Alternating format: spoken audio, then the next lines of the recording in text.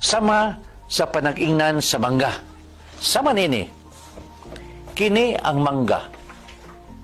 Aduna kini tulo ka sangkap. Ang iyang panit, ang iyang unod, ug ang iyang liso. Ang panit sa mangga ba? Mangga. Natural mangga. Kay panit siya sa mangga. Di yun mahimong guwaba. Ang panit sa mangga ba? Unod sa mangga? Di yun mahitabo. Kay ang panit, ug ang unod. Apan ang unod sa mangga, mangga ba? Mangga yun siya, kay unod siya sa mangga. Ang unod sa mangga, liso ba sa mangga? Dili yun mahimo. Kay lahi ang unod, lahi ang liso.